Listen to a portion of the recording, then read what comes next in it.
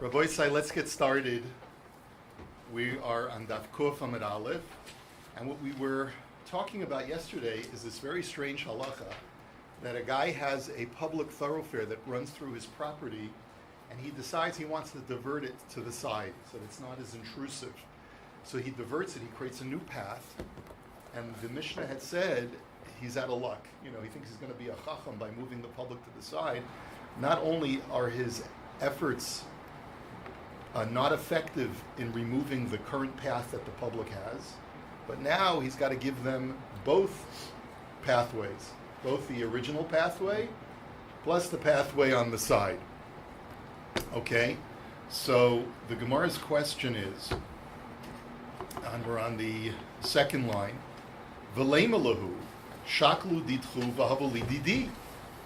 I don't understand, says the Gemara. It's like, okay, fine, so he messed up, he made a mistake. But let him at least be able to say to them, okay, guys, I realize I can't force you off the original path. Take back your path and let me just take back the path that I had thought that I could give you. At least give it back to me. So the Gemara answers, Hamani Rabbi Eliezer he, D'Tanya Rabbi Huda Omer Mishum Rabbi Eliezer, Rabim Sheberu Derech La'atzum Ma Sheberu Beru. So our Mishnah goes like Rabbi Eliezer, because he's quoted by Rabbi Yehuda as saying that as soon as a public group is able to identify and utilize a path, then it belongs to them, and no one can stop them. Even the owner of the property cannot stop them. Now, when you first read that statement, it sounds bizarre. And that's the Gemara's question, La Rabbi Eliezer, Rabim Gazlon and Nidhu. So what does that mean? As long as I can get these, what is they called, these antifas, right? I get a whole bunch of guys in black masks to come and rush someone's property and establish a pathway and steal it? How does that work? I mean, that doesn't seem to be fair. So Amar Rav Gidol Amar Rav, Kigon Sha'avda Lahen Derech Ba'os. So Rav Gidol, quoting his Rebbe Rav, said, no, that's not going to work. What we're talking about is a situation where there was already a precedent from years ago that there was a public pathway through a person's field. And I guess after a particularly long period of time, let's say of growth of brush, the path got lost. And now the public would like to reclaim the property, so they come in with their machetes and they start hacking a pathway. So the halacha is that even though we don't know exactly which area was this pathway, but since they had rights of access to that through that field, then they have a right to forge that new path. So ihachi amai amarabba bar Rav Huna amarav ein halacha karebi Eliezer. Well, if that's the case, then why did a different Talmud of Rav Huna, say that we don't paskin like Rabbi Eliezer? If after all, they already had a right, the public already had a rightful claim of access through this property, why would we not paskin like Rabbi Eliezer? And really what we're suggesting is that our Mishnah is going like Rabbi Eliezer. If our Mishnah is going like Rabbi Eliezer, how do you understand our Mishnah? Once the Balabas gives them that side path, that second side path, and they start using it, he can't take it back, because once it's been delivered to them and they start using it, there's no way that it can be removed from them. And that's essentially what Rabbi Eliezer is saying. So then the question is, why did Rav Huna quote his Rav by saying that we don't paskin like this Rabbi Eliezer? So the Gemara answers, Man de masniha lo masniha. Very simply, is that the way that Rav Huna had understood Rav was that he thought that his Rebbe taught that according to Rabbi Eliezer, even when a public does not have a prior right of access, they can just rush a property and blaze a new path. And that's where Rav Huna said, my Rebbe doesn't hold like that. But Rav Gidol, also who learned from Rav, he must have been at the shir a different day, or understood his Rebbe a different way. And he understood his Rav as saying that Rabbi Eliezer only paskins that way when they have a precedent of rights of access. And therefore we would paskin like Rabbi Eliezer. So it's a machlokus between Rav Gidol and Rav Huna as to precisely what Rabbi Eliezer said. Now, v'taimamai, Mishum de Rav Yehuda. So now, there's different ways of understanding this question. I have some difficulty understanding the Rashbam. So I'm going to explain it to you according to Rabbeinu Gershom, which is also apparently the Shita of Tosfos. The question of the time of Mai is, like he says, Klomar, hold the Svirlan l'Rav Huna, lahecha shabiru lahem rabim, or l'Rav Baruna, he has a slightly different girsa. He says, lahecha shabiru lahem rabim derech ma shabiru biru, kagon shavdel lahem derech ba'us asadeh, amai ma shenosan nosan v'shalo lo higiu. Right? In other words, the Gemara is basically asking the question. The question is, "What dinami shol Talmud aliba de Rav Gidl demetarsam listen aliba de Rabbi Eliezer? Mata masha nosan nosan v'shalo lo higiu." We're back to our original question.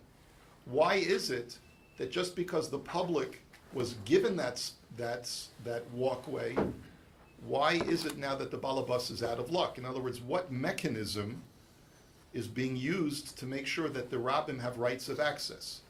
So the Gemara answers, because of Rav Yehuda Amar Rav. Amar Rav Yehuda Amar Rav, Meitzor shehechaziku bo rabbim asur lekalkalo.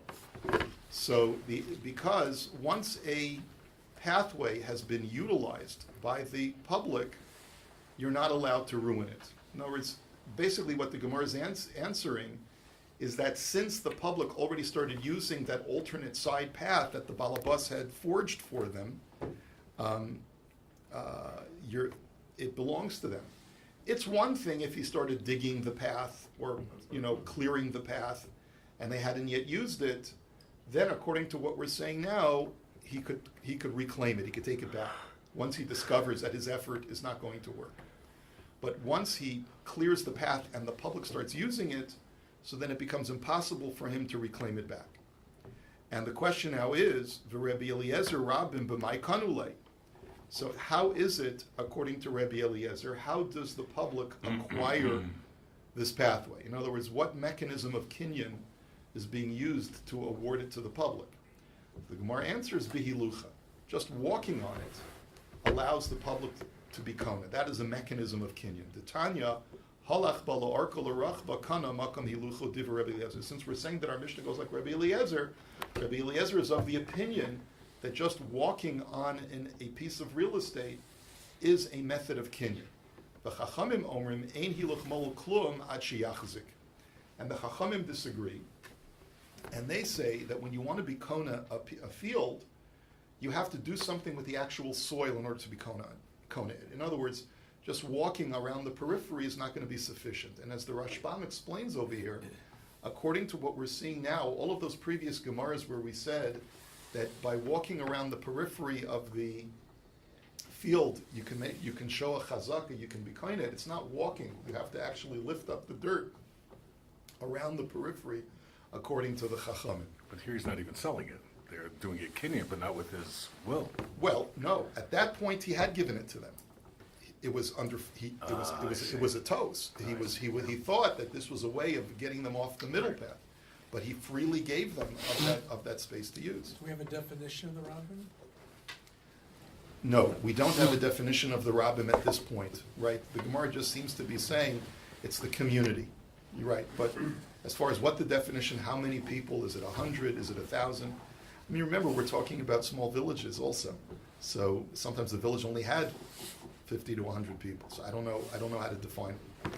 Amar Rabbi Eliezer, my time of the Rabbi Eliezer, dichsiv kum hisalech ba'aretz la'arko l'rachba ki l'cha eteneh.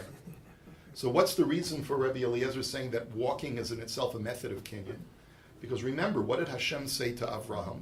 Walk the length and breadth of the land, and because I'm giving it to you. So he understands that pasuk to mean that Avraham was mamish chayna the land through an act of chazaka by walking the length and breadth of Eretz Yisrael. But the Chachamim look at it a different way. The Rabbanan hasam mishum chavivusa de Avram hu dekamar leihachi kidei sheyeh noach lichbosh lifnei vanav. The Chachamim look at that pasuk differently. They don't understand that the walking was a method of kinyan, technically. They say, and like the Ramban has this beautiful commentary, I think it's at the beginning of Parshas Lech Lecha, where he says the idea, what's Maaseh Avos Siman Labanim? He says the acts of the forefathers are a portent to their children. The Ramban takes that quite literally. He says that when Avraham walked the length and breadth, that was the activation of a prophecy that his children would successfully dispossess the Canaanites of their property and be able to inherit it for themselves. So it's not a formal method of kinyan, but rather a way of making it easier for his future descendants to be kona the property. Okay? So Amar Rabbi Yossi b'Rabbi Chanina modim chachamim l'Rabbi Eliezer b'shvil shel kromim hol v'nasa lehiluch nikna b'hiluch.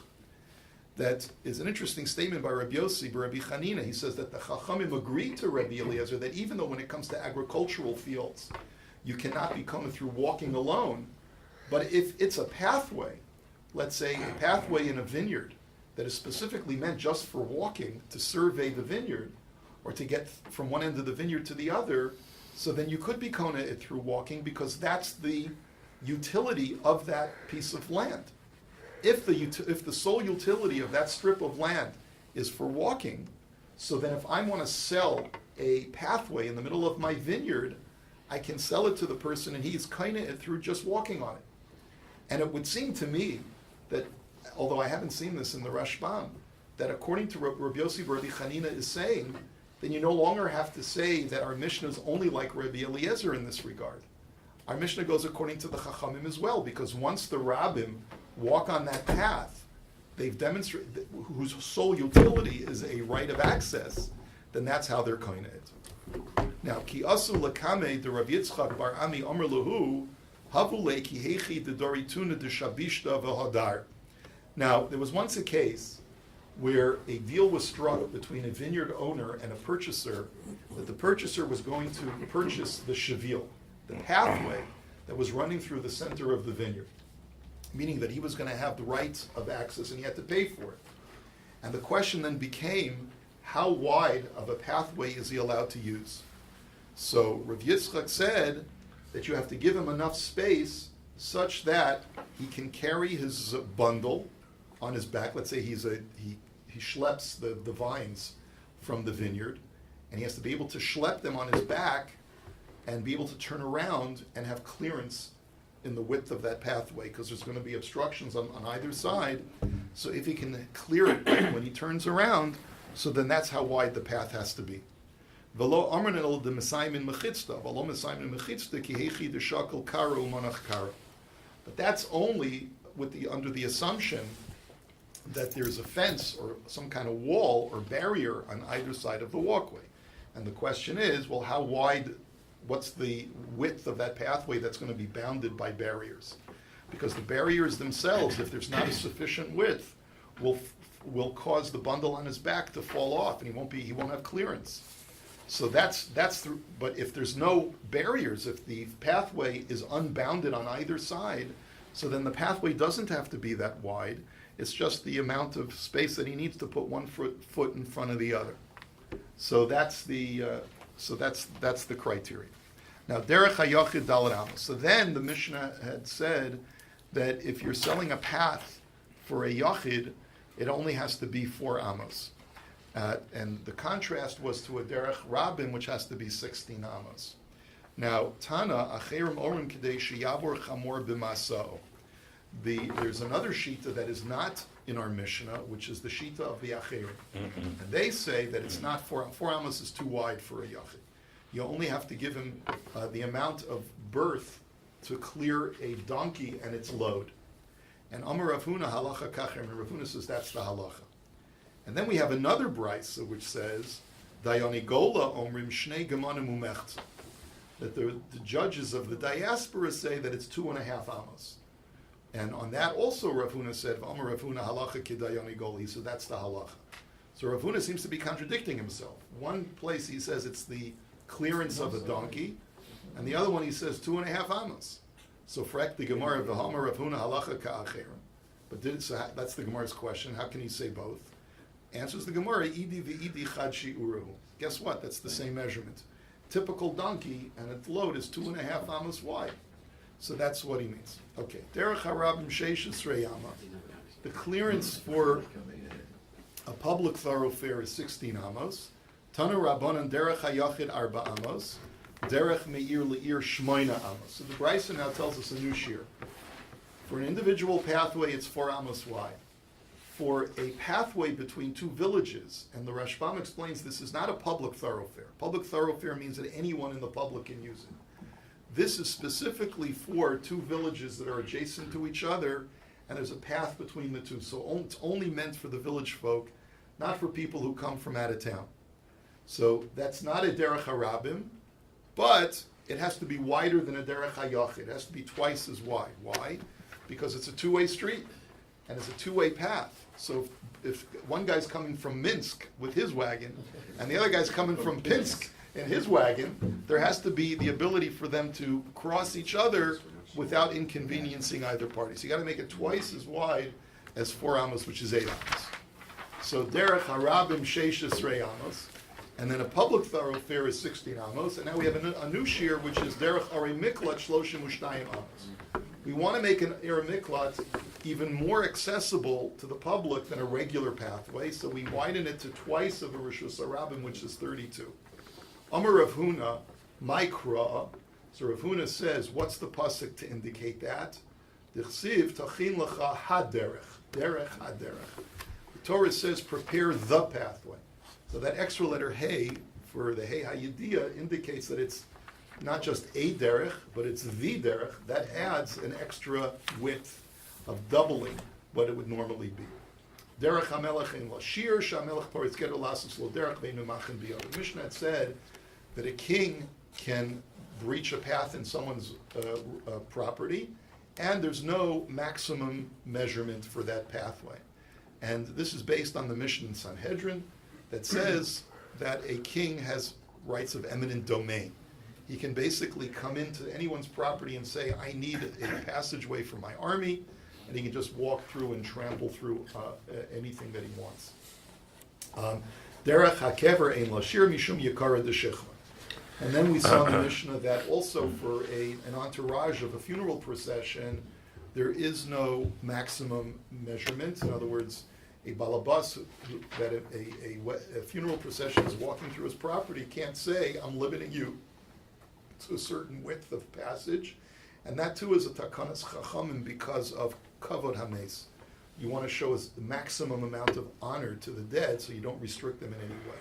It's almost like, today, we see a funeral procession on the road, the police get a police escort, and you're like, they have first rights. They go through all the red lights, and you can't interrupt the funeral procession because it's kavod hames.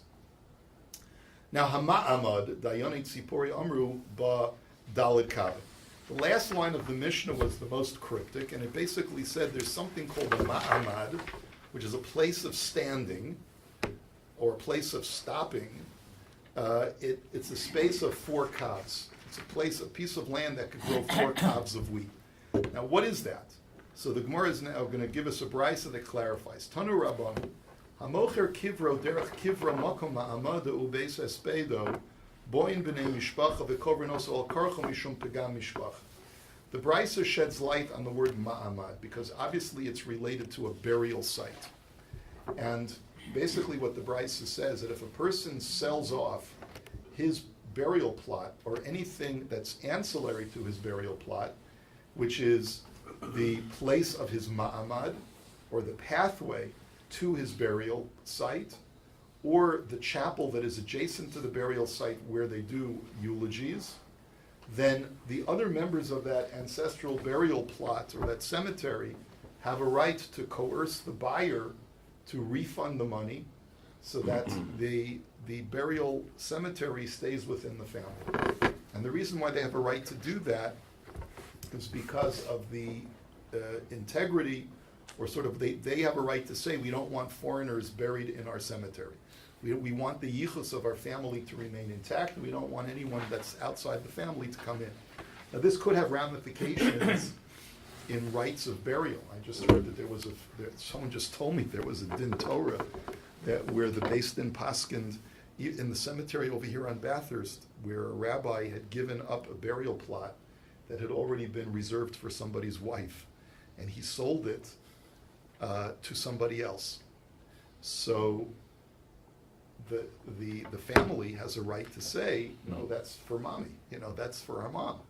You can't sell it to somebody else because it's part of an entire area for the family. So obviously it's not a perfect analogy, but the point is that once a family unit has set a precedent for a burial site, even though the guy's paid money and he's made a kinyan, they can force him to reverse the kinyan.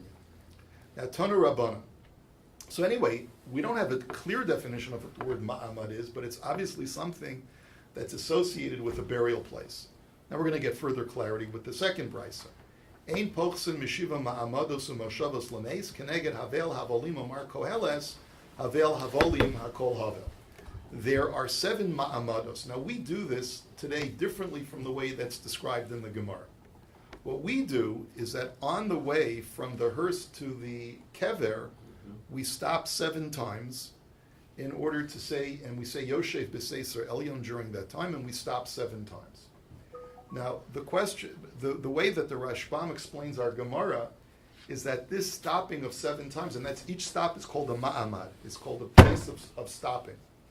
And that's what the word ma'amad means, that if a person has built a burial site with allocated ma'amados, places of stopping, that's the question is, if I'm selling you a ma'amad, how much is that space of a ma'amad? That's what our Mishnah was talking about. But the way the Rashbam explains is that the ma'amados were done on the way out of the cemetery when you finish the kvura. And he says, what's the reason for these ma'amados? So he gives a few different reasons. He says one reason could be for nichum avelim. You stop 7 times in order to console the mourner. Another reason, he says, is to give people a time to pause and to reflect upon the vanity of life.